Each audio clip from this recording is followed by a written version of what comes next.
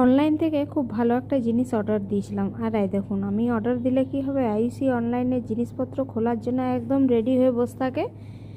এই দেখুন কি বলুন তো, এটা এটা হচ্ছে স্টিলের একটা র্যাক, যেটা আমি আলু পেঁয়াজ এগুলো রাখার জন্য এইটার অর্ডার দিয়েছিলাম। দেখছেন তো, নিচে চাকা সিস্টেমও রয়েছে, ট্রেনে আপনি যথায় খুশি এটাকে নিয়ে যেতে পারেন। আপনি ভাববেন ব্যালকানির নিচে বসে একটু সবজি কাটবো, ব্যালকানিতে নিয়ে যাওয়া যাবে।